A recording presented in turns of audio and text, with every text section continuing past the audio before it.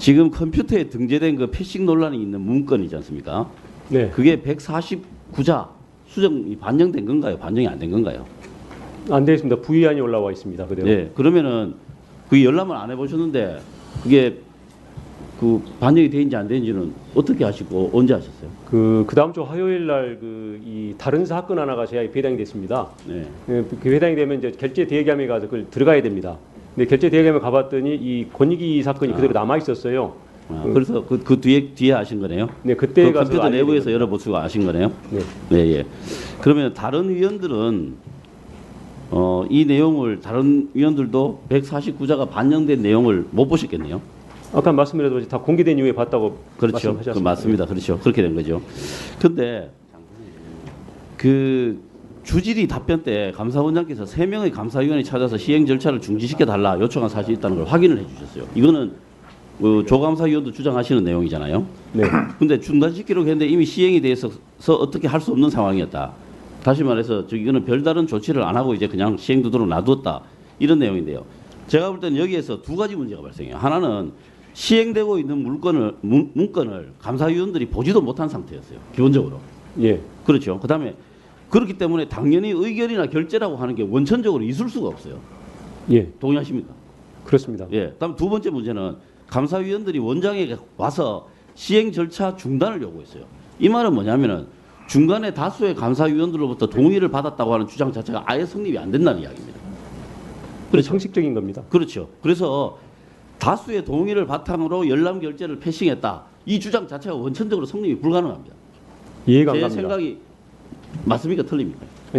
최고 감사국의 최고 간부들이 그런 주장을 한다는 게 도저히 납득이 안 갑니다. 그렇습니다. 그래서 감사원장께서 6월 29일 국회 상임위에 오셔가지고 원장 포함해서 4명이 동의를 받았다. 이 주장은 원천적으로 성립이 안 되는 이야기입니다.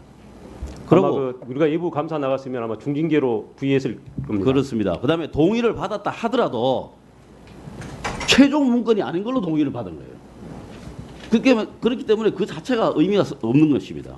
그다음에 제가 볼 때는 이게 형법으로 따지면 여러 가지 위반 소지가 좀 있을 것 같아요. 제가 뭐 찾아봤는데 지금 문건이 없네요.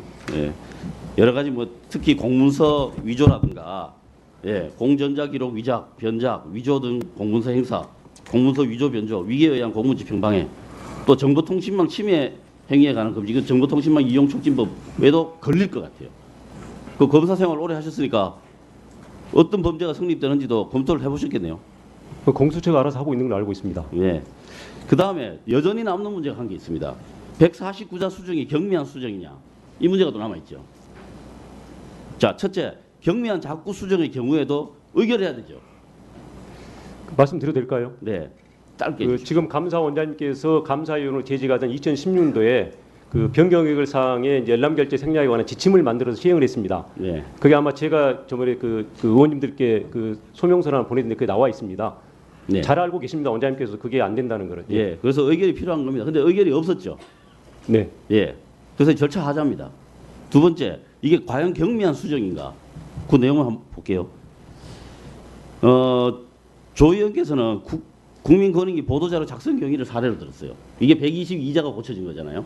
예. 예, 이 부분에 보면은 전현희 위원장 작성으로 되어 있어 별도 수정 없이 보도자료를 배포했다 이렇게 되어 있는데 이 내용을 보면은 권익위의 모 국장 문답 조사에 보면은 수정 과정이 있고 수행비서 행정광령과에 보낸 지 4시간 28분 후에 보도자료가 배포됐고 전현희 위원장이 결론에 전혀 관여하지 않았다고 하는 최초의 문건이 빠졌다는 거죠. 네. 그렇기 때문에 수정 과정이 무조건 있었다라는 거죠. 네. 그렇기 때문에 이게 수정 없이 보도자료가 배포됐다고 하는 이 문건은 아예 허위다. 지금 그런 주장하시는 거죠. 말씀드려도 될까요? 예. 제가 감찰관한테 이런 말씀드리면 뭐하지만 기본적으로 조사에 자세가 안 돼 있고 결과도 잘못됐다는 게 바로 이 부분입니다. 이 부분을 몇 차례 그 간담회 하기 전에도 들어있어서 가져와서 빼라겠습니다. 잘못됐다.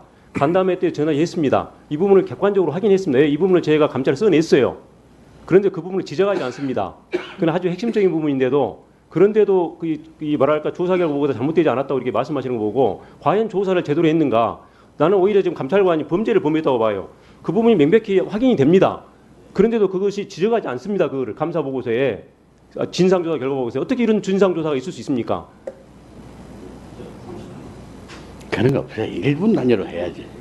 저한테 10분 주시겠습니까? 아까 10분 주신다고. 아니, 1분 지금 질의하시고. 그럼 먼저 하시고 제가 하겠습니다. 예. 아까 감찰관이 말씀했는데요.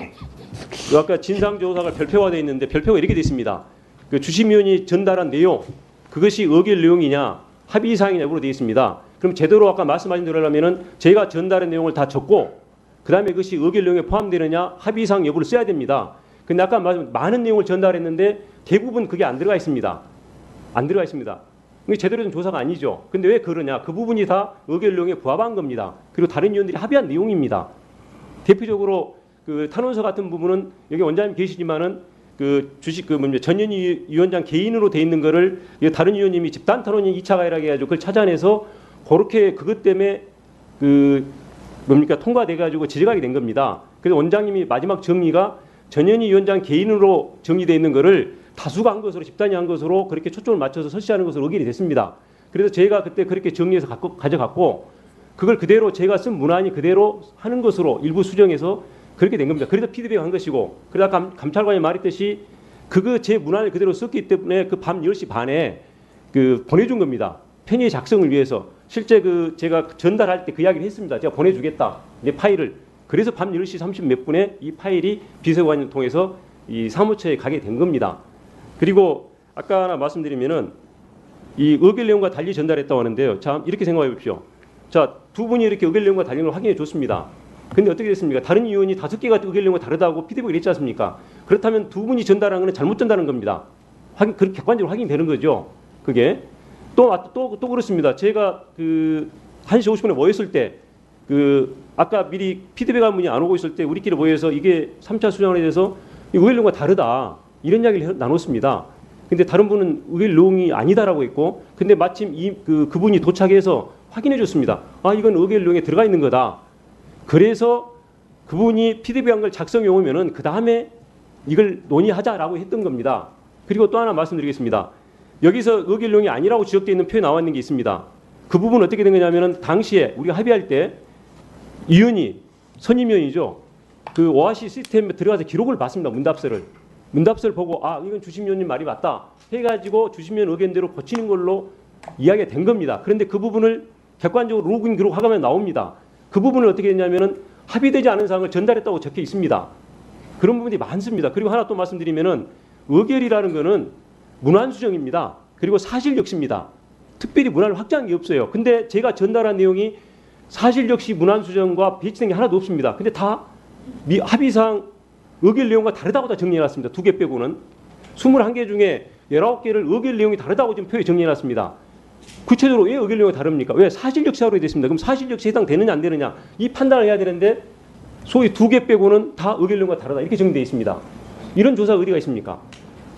의결 내용은 뭐냐면은 사실 실태만을 적시하는 것으로 의결된 겁니다. 그럼 이것이 실태에 해당되느냐를 판단하면 되는 거예요. 근데 제가 전달했다고 표에 정리된 것은 다 실태에 관한 사실 역시에 해당하는 겁니다. 다만 어느 정도로 이걸 쓰느냐의 문제인 것이지 제가 그래서 이런 말씀 드리지 뭐하지만은 많은 공직자는 많은 조사한 걸 보고 참관해보고 저도 해봤지만은 이런 조사 보고서는 어떻게 됩니까? 대표적으로 말씀드릴게요. 아까 2분 남았습니다. 말씀드리면은 이게 보고서 이렇게 되어 있습니다. 제가 전달한 이후에 합의사항을 전달한 이후에 수차례 사무처를 기망하여 시행문 문안을 수정을 요구했다고 되어 있어요. 아까 말하지 않습니까? 한 번도 본 적이 없어요. 근데 전달한 다음에 제가 어떻게 수차례 그 시행문을 고치라고 사무처를 기망하여 시행문을 고치라고 요구했다고 그 말을 들어갈 수 있습니까? 이런 감찰관 조사가 어떻게 인정될 수 있습니까? 저렇게 조사하니까 여기 나와서 주심위원이 영토를 했다고 말할 수 있습니까? 예. 1분 드릴게요. 죄송합니다. 약간 좀 진행이 좀 그랬는데 1분만 할게요. 뭐 위원장님 안 된다면 뭐 네, 1분 하겠습니다. 쓰십시오. 감사합니다. 네, 감찰관님 저 좀 마이크 좀 잡아주시죠. 아닙니다. 1분 하면 예, 감찰관님 아까 6월 9일 오후 5시가 데드라인이다 이렇게 몇 차례 말씀을 하셨어요. 그 이유가 무엇이고 그 데드라인은 누가 정했습니까? 그 실무상 네, 실무상 이유인가요? 네 그렇습니다. 누가 사무처리 정했어요? 정한 건 아닙니다. 그러면은 데드라인이었다며요. 6월 9일 오후 5시까지 반드시 뭐 해야 된다면서요. 실무자들이 뭐 받았어요? 그렇지 않습니다. 실무자들이 이제 일을 처리하려면 그게 왜 데드라인이냐고요. 그때가 그날 5시까지 처리 안 하면 안 되는 대답을 무슨 이유가 하려고 있냐고요. 네네 그 기자들이 밖에서 대기하고 있었고 그리고 기자들이 대기하고 있다는 게 네네 이유가 그리고 됩니까? 그 결제를 받아서 업무를 처리하는데 또 그 대상 기관으로 통보하는데 또 이렇게 그 작업이 소요됩니다. 그래서 그날 일과 중에 보내려면은 적어도 5시 정도는 맞춰줘야지. 네.